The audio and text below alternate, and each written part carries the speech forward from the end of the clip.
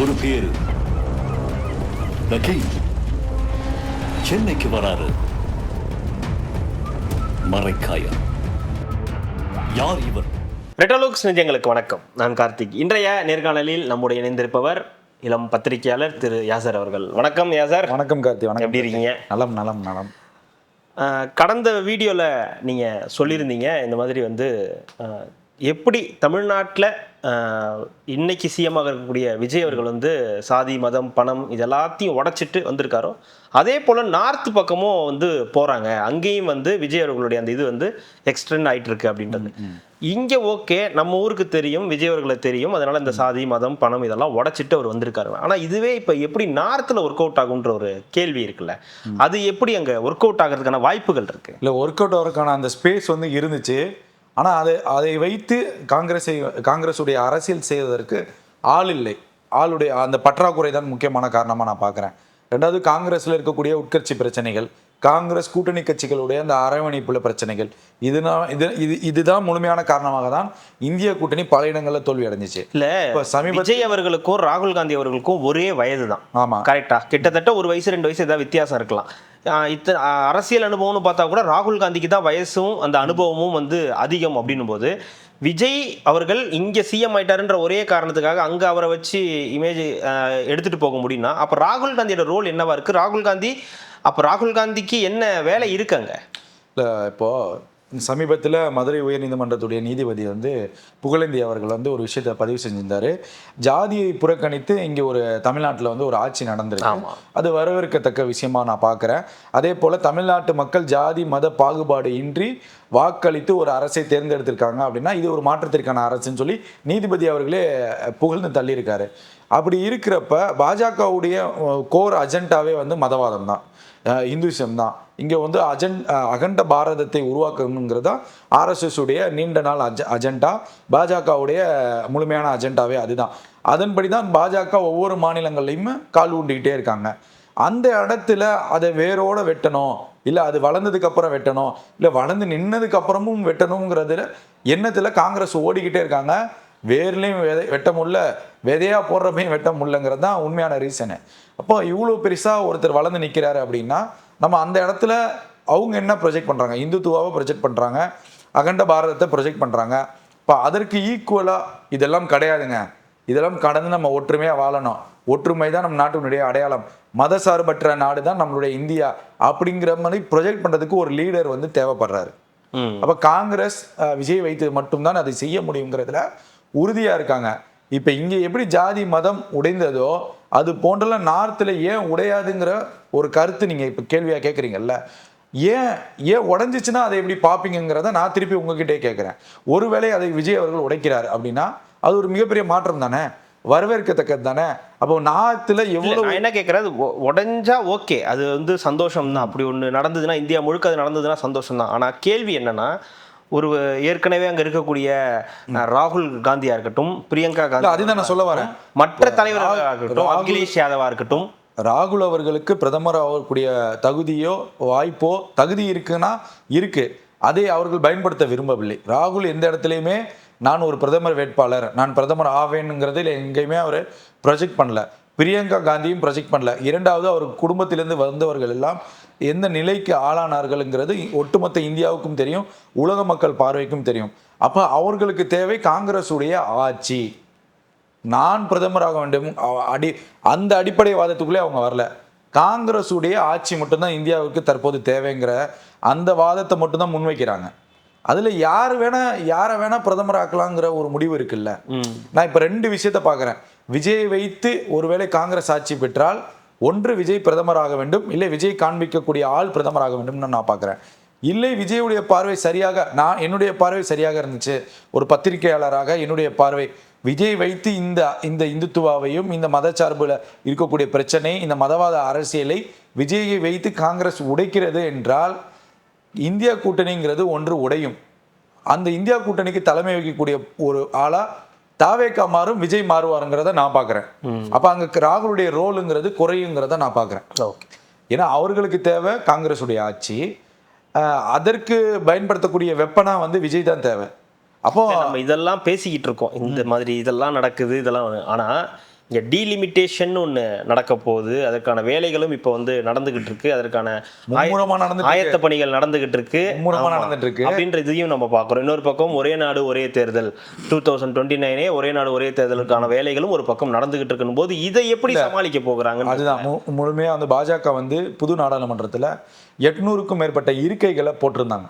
நீங்கள் அந்த காட்சிகள்லாம் பார்த்துருப்பீங்க. சமீபத்தில் வந்து ஒரு அறிக்கையை வந்து வெளியிட்டுட்டு டெலீட் பண்ணிட்டாங்க. வெளியிட்டது யாருன்னா சமீலா ரவி. அவங்க யார் அப்படின்னா தமிழ்நாட்டுடைய முந்தைய ஆளுநர் RN ரவியுடைய மகள். அவங்களுடைய ஒரு பதிவை போட்டு அது எல்லா தேசிய ஊடகங்களையும் பிரேக்கிங் நியூஸாக பரவப்பட்டுச்சு. என்னென்னா டீலிமிட்டேஷனுக்கான சில வரைவு முறைகள், சில திட்டங்களை வகுத்து அவங்க வெளியிடுறாங்க. அது ஒரு ஆபத்துக்குரிய திட்டம்னு சொல்லி வட மாநில ஊடகங்களில் வந்து அது பேசப்பட்டு அதுக்கப்புறம் அது இது பண்ணப்பட்டுச்சு. இப்போ அதில் குறிப்பிட்டு பல இடங்களில் பாஜக தேர்ந்தெடுக்குது. இப்போ தமிழ்நாட்டில் விஜய் ஏற்கனவே அந்த திட்டத்தை செஞ்சுட்டாங்க. தாவேக அரசு வந்ததுக்கப்புறம் சில மாடுலேஷன் பண்ணுறாங்க. அதில் அப்போ சில மேப்லாம் வந்து அவங்க போட்டிருக்காங்க. அப்போ கன்னியாகுமரியில் இருக்கக்கூடிய ஒரு தொகுதியை 3ஆக மாற்றுறது, 2ஆக மாற்றுறது, சில இதை அப்படியே தக்க வச்சுக்கிறது. சில இடங்களில் ஒரு கிரே லைனும், சில இடங்களில் ப்ளூ லைனு, சில இடங்களில் ரெட்டு அவங்க குறிப்பிடுறாங்க. இப்போ அந்த ரெட்டு எங்கே வருது அப்படின்னா கோயம்புத்தூர், திருப்பூர், ஈரோடு பகுதிகளில் நம்ம தமிழ்நாட்டுக்கு வருது. இன்னொரு பக்கம் எங்கே வருது அப்படின்னா கன்னியாகுமரி அந்த சரௌண்டிங்கில் வருது. அப்போ இங்கெல்லாம் ஏன் வருது அப்படிங்கிற ஒரு கேள்வி இருக்குது. இன்னொரு ரெட் ரோடு எங்கே வருது அப்படின்னா சென்னையில் போடுறாங்க. மயிலாப்பூராக இருக்கட்டும், ட்ரிப்ளிகன், சேப்பாக்கம், ட்ரிப்ளிகன், இதெல்லாம் நீங்கள் பேஸ் பண்ணி கவனிச்சிங்க அப்படின்னா முழுக்க முழுக்க முஸ்லீம்களுடைய ஆதரவு மிக்க தொகுதியாக பார்க்குது. இப்போ பாஜகவுக்கு தேவையான ஒன்று இந்துத்துவ அரசியல். முஸ்லீம் மெஜாரிட்டியாக வின் பண்ணக்கூடிய தொகுதிகளை குறி வைக்கிறாங்க. முஸ்லீம் தான் வின்னிங் ஃபேக்டராக இருக்கக்கூடிய தொகுதிகளை எல்லா இடங்களுமே குறி வைக்கிறாங்க. அதை உடைக்கணும். இப்போ திருப்பூர்லேயே அங்கே களம் இறங்குறாங்க. 2 விஷயமா நான் பார்க்குறேன். ஒன்று, திருப்பூரில் முழுக்க முழுக்க வட மாநிலத்தினுடைய ஆதிக்கம் அதிகமாகுது. அங்கே நீங்கள் தொகுதிகளை வந்து பிரித்து பந்தாடுனீங்க அப்படின்னா அங்கே வட மாநிலத்தர்களை நிறுத்தினா கூட வெற்றி பெறுவார் திருப்பூரில். அந்த சூழலை ஏற்படுத்தலாம் பாஜக. ஸோ அந்த மாதிரி பாயிண்ட் ஆஃப் வியூவில் அவங்க வராங்க.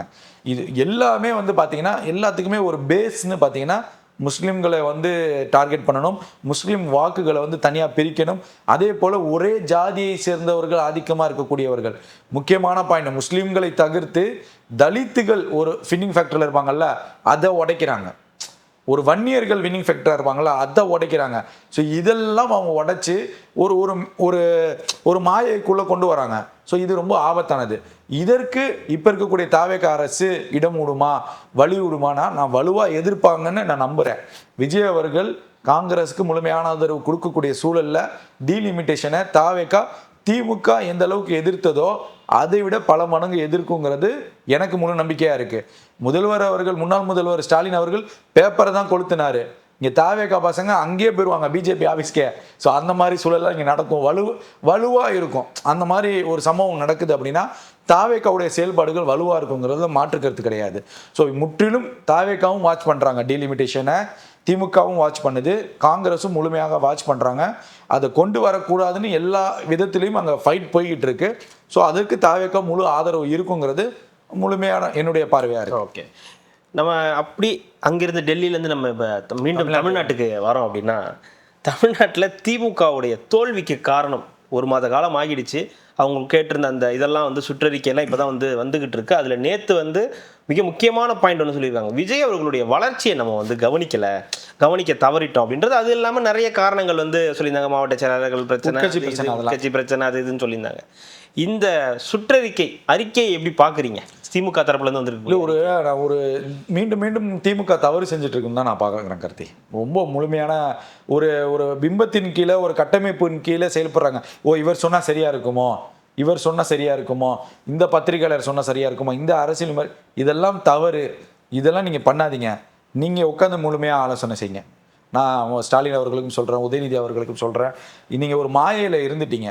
நான் என்ன கேட்குறேன், இந்த விஜயனுடைய வளர்ச்சியை ஒரு பாயிண்ட்டை நீங்கள் புரிஞ்சுக்கிட்டீங்கல்ல, உட்கட்சி பிரச்சனையை தானே அதிகமாக எடுத்து வச்சுருக்காங்க. இந்த 5 வருஷம் உட்கட்சி பிரச்சனையை ஏன் கவனிக்காமல் என்ன உங்களுக்கு முக்கியமான வேலை இருந்துச்சு? இப்போ வந்துட்டீங்களா பாயிண்டில்?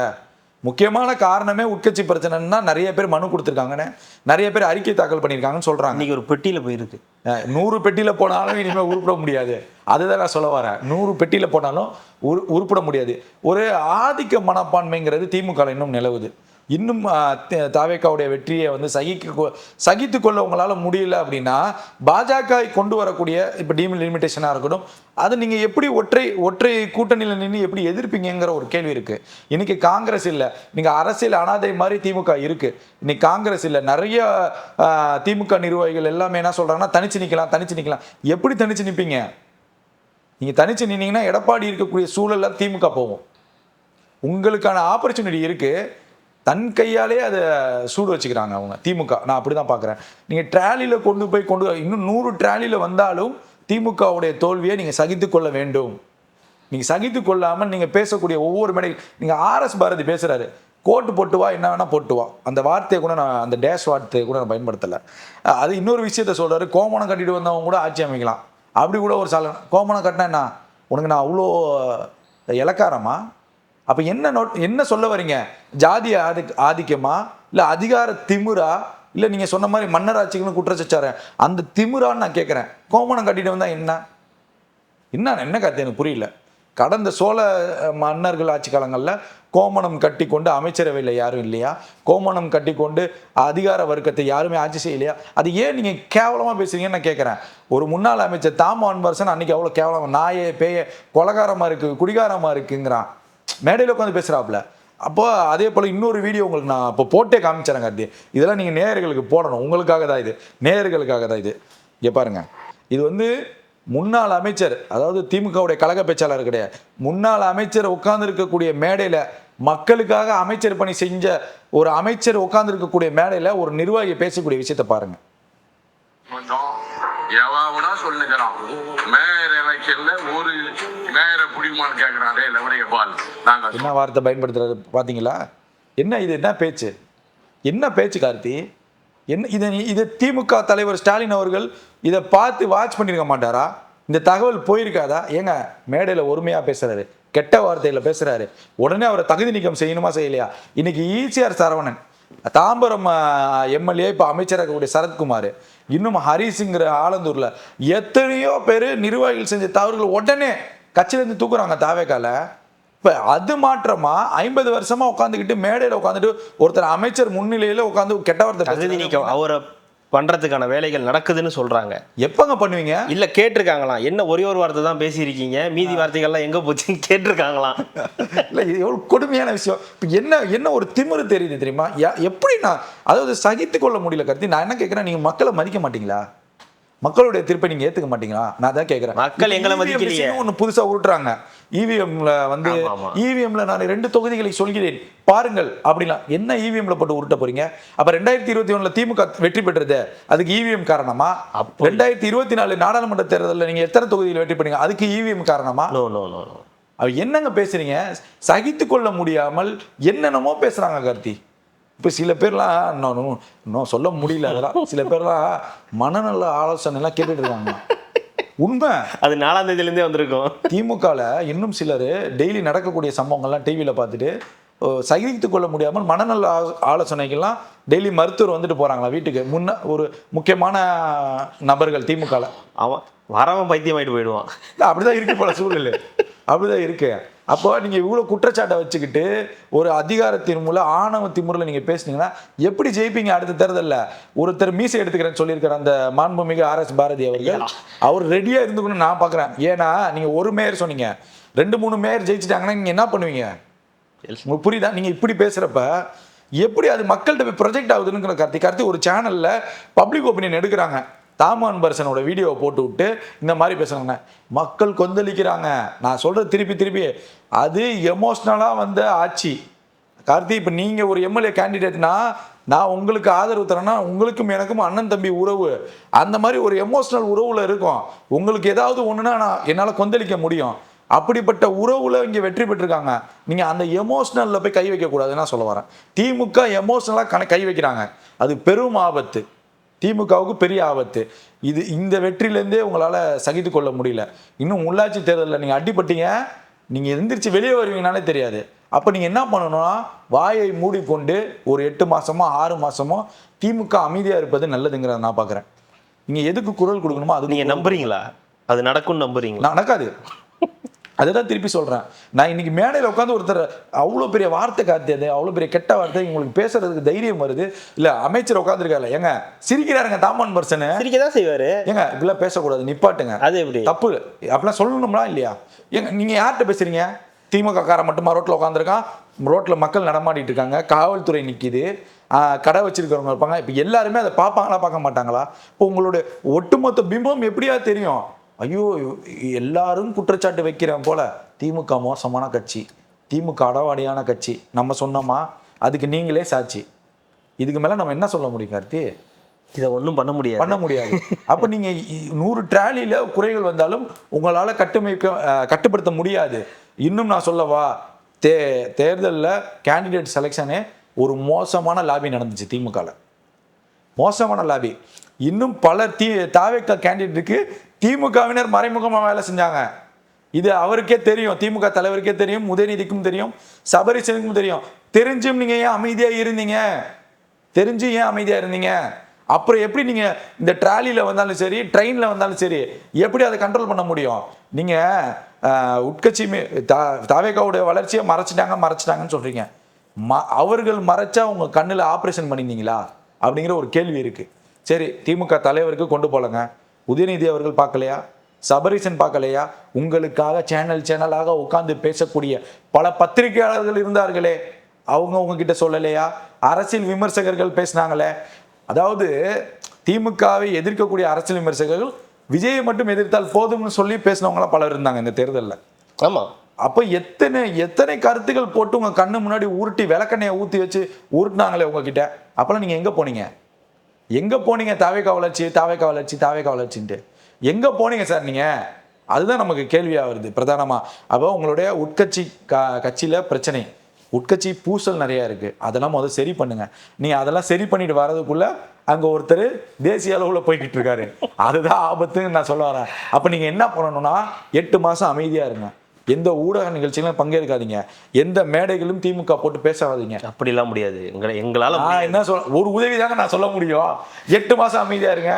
நாங்கள் சுகர் பேஷண்ட், எங்களால் அப்படிலாம் இருக்க முடியாது. நாங்கள் எதாவது சாப்பிட்டுட்டே இருக்கணும். மகளிர் அணி கூட்டம் நடந்திருக்கு. கூட்டம் இல்லைன்னு துரைமுருகன் ஒரு முன்னாள் எவ்வளோ பெரிய தலைவர் உங்கள் கட்சிக்கு, அவர் திரும்பி போகிறாருங்க. அப்போ என்ன நிலைமையில திமுக இருக்குன்னு பாருங்க. பட் நம்ம திமுக நகைச்சுவையாக சொல்ல கார்த்தி, நீங்கள் செய்யக்கூடிய தவறை திருத்துங்க. எமோஷனல் கனெக்டை நீங்கள் சோசியல் மீடியாவில் இன்னைக்கு பதிலுக்கு பதில் தாவேக்கா விர்ச்சுவல் அரெஸ்ட் கொடுத்துட்ருக்காங்க. நீங்கள் எங்கே போய் முகம் வச்சுக்குவீங்கன்னு நான் சொல்ல வரேன். நீங்கள் 50 வருடம் இன்னைக்கு தாவேக்கா அரசு அது செஞ்சிருச்சு, தாவேக்கா அரசு சட்டம் ஒழுங்குன்னா நான் என்ன கேட்குறேன், 50 வருடம் உங்ககிட்ட தமிழ்நாடு இருந்துச்சு திராவிட கட்சிகள்கிட்ட. உங்களுடைய ஆட்சியில் ஒரு கொலை நடந்துச்சு அப்படின்னா அந்த கொலைக்கு பரிகாரமாக தான் இங்கே மாற்றத்திற்கான ஒரு வாக்கு அளிச்சிருக்காங்க. நீங்கள் அவ்வளோ குறைகள் உங்களுடைய ஆட்சிகளில் இவ்வளோ சட்டம் ஒழுங்கு பிரச்சனைகளை சரி செய்ய முடியலன்னா புதிதாக வந்த 30 நாளில் முளைத்த காளான் எப்படி சரி செய்யும்? எப்படி நீங்கள் விமர்சனம் வைக்கிறீங்க? நீங்கள் 50 ஆண்டு காலம் நாங்கள் தமிழ்நாட்டை முன்னேற்றி விட்டோம் அப்படின்னு பேசக்கூடிய திமுக அதிமுகவினர் உங்கள் ஆட்சியில் எடப்பாடி அவர்கள் முதல்வராக இருக்கும் போது தானே துப்பாக்கி சூடு நான் டிவியில் பார்த்தேன்னாரு. இதே திமுகவுடைய ஆட்சியிலேருந்து அஜித்குமார் இன்னைக்கு ஆர்எஸ் பாரதி சொன்ன காவல்துறை பிடுங்கிட்டு இருக்கா. உங்கள் ஆட்சியில் காவல்துறை என்ன டேஷ் பண்ணிட்டு இருந்தாங்களா? அஜித்குமாரை லாக்அப் டெத்தில் வச்சு க்ளோஸ் பண்ணீங்க. ஆம்ஸ்டாங் ஒரு கட்சியுடைய தலைவர். அப்போ உளவுத்துறை என்ன திமுக ஆட்சியில் டேஷ் பண்ணிட்டு இருந்துச்சா அப்படிங்கிற கேள்வியெல்லாம் வருதுல்ல. மக்கள் எல்லாமே பார்க்குறாங்கல்ல. அப்போ இதெல்லாம் நீங்கள் கவனிக்காமல் ஒட்டுமொத்தமாக தாவேக்கா வளர்ச்சி ரூட்டு மாஃபியா இன்ஸ்டாகிராம் என்னங்க போட்டு உருட்டுறீங்க? இன்ஸ்டாலாம் இல்லையா சொல்லிட்டாங்க, ஒத்துக்கிட்டாங்களா? இன்ஸ்டாலாம் இல்லையா, அதான் நேற்றே சொல்லிட்டாங்களே. இப்போ மனசு வந்துச்சு. இன்ஸ்டாலாம் கிடையாதான், நம்ம தான் பிரச்சனையா அப்படின்னு அவங்களே சொல்லிட்டாங்க. புரிஞ்சுக்கிட்டாங்க. அது மூர்த்தி கூட ஒத்துக்கிட்டாரு நினைக்கிறேன். திமுக நல்லா திட்டுறா, திமுக காரன் தான் காரணம் அப்படின்னு ஒத்துக்கிட்டாங்க. சந்தோஷம் கார்த்தி, திருத்திக்கோங்க சில விஷயங்களை. அதைதானே சொல்லுவாங்க. எதிர்கட்சி கட்சியே நம்ம இவ்வளவு பேசுறோம்னா இன்னொரு எதிர்கட்சி இங்க உடைக்கப்பட்டிருக்கு கார்த்தி. ஒரு விஷயம் இவங்க பேசிக்காவே திமுகவினர் அதை பண்ணிட்டாங்க. இங்கே ஜாதி மதம் உடைக்கப்பட்டிருக்கு. இன்னைக்கு பொது தொகுதிகளில் தலித்துகளை நிற்க வச்சு தாவேக்கா வெற்றி அடைஞ்சிருக்கு. நீங்கள் கவனிக்கக்கூடிய விஷயமா நான் பார்க்குறேன். முன்னாள் அமைச்சர் காந்தியுடைய தொகுதியில் அதே ஒரு இஸ்லாமிய பெண்மணி, நீங்கள் அந்த தொகுதியை வந்து பயங்கரமா தக்க வச்சிருந்துச்சு திமுக. அன்னைக்கு அங்க தாகிரா வெற்றி பெற்றிருக்காங்க. நீங்க இதெல்லாம் வாட்ச் பண்ணுங்க, எப்படி உங்களுடைய தோல்வி, யார் கேண்டிடேட், என்ன மாதிரி வியூகம் வகிச்சிருக்கு தாவேக்கா, அதை கவனிக்காம நீங்க தேவையில்லாம இன்ஸ்டாகிராம இந்த மேடையில உட்காந்துட்டு விஜய் இன்னும் ஒருமையில பேசுறது முதல்வரை, அவன் இவனு பேசுறது, கோட்டு போட்ட மயிறு மட்டன்னு பேசுறீங்க. என்ன யார் அவரு? மக்களால் தேர்ந்தெடுக்கப்பட்ட முதல்வருங்க அவரு. நீங்க முதல்வருக்கு கொடுக்கக்கூடிய மரியாதை கொடுக்கணுமா இல்லையா? ஒருவேளை தோத்து அவர் எதிர்க்கட்சி தலைவர் ஆயிட்டாருன்னா நீங்க திட்டுங்க. எதிர்க்கட்சி தலைவர் இருந்தாலும் எப்படி திட்ட முடியும்? இல்லைங்க, பேச முடியாதுல்ல. ஒருமையில திட்டாதீங்க. நீங்க என்ன மத்தது பேசுங்க. ஒரு படுதோல்வி அடைஞ்சு ஒரு கட்சியுடைய தலைவராக இருக்கிறன்னா நீங்க பேசுங்க. ஒரு முதல்வருங்க, மக்கள் தேர்ந்தெடுத்திருக்காங்க. ரோட்ல போற ஆயிரக்கணக்கான மக்கள், எல்லா கல்லூரி மாணவர்கள், இளைஞர்கள் எல்லாம் போட்டு ஓட்டு போட்டு ஒரு முதல்வர் இருக்கையில உட்கார வச்சு அவரை நாங்க பார்க்கணும், ரசிக்கணும் அப்படின்னு இருக்கக்கூடிய எமோஷனலை நீங்க மீண்டும் மீண்டும் சீண்டி தூண்டு விட்டீங்கன்னா இது எந்த நிலைமைக்கு போகும் எழுதி வச்சுக்கோங்க. அறிவாலய வாசலுக்கு கூட போயிருங்க கார்த்தி. 108 208 ஆகிறதுக்கான வாய்ப்புகள் தான் அதிகமா இருக்கு. வாய்ப்பு இருக்கு, அதுதான் நான் சொல்ல வரேன். நீங்க ஒரு முதல்வரை அவன் இவன் கெட்ட வார்த்தையில உட்காந்து பேசுறீங்க. இந்த சின்ன பசங்க ஒருவேளை தாவேக்கா அது செய்யல, ஒருவேளை தாவேக்கா இதற்கு பதிலடி கொடுக்கணும்னா உண்மையிலுமே அறிவாலயம் கொந்தளிக்கும். உண்மை அதுதான். இந்த பசங்களை கண்ட்ரோல் பண்ண முடியுமா? கண்ட்ரோல் பண்ண முடியாதுன்னு தானே நீங்க ரோட் ஷோக்கு பர்மிஷன் கொடுக்கல. இன்னைக்கு வேற மாநிலத்துக்குள்ள ரோட் ஷோ நடந்துட்டு இருக்கு. அப்ப நீங்க என்ன கவனிக்கணும்னு நான் சொல்ல வரேன். இங்க எமோஷனல் கனெக்டுக்கும் உங்களுடைய ஓல்டு பாலிடிக்ஸ்க்கும் சுத்தமா வேற மேட்ச் ஆகல. நீங்க உங்களோட அந்த விஷனை மாத்திக்கணும். திமுக மீண்டும் மீண்டும் அந்த பழைய மிஷினை உருட்டிட்டு இருந்தீங்கன்னா ஒரு நாள் கரண்ட் கட் ஆகிறப்ப மிஷின் திருப்பி மூஞ்சில் அடிச்சிடும். இதுதான். கண்டிப்பா சார், அடுத்தடுத்து தொடர்ந்து பேசலாம். மிக்க மகிழ்ச்சி. நன்றி. நன்றி கார்த்தி.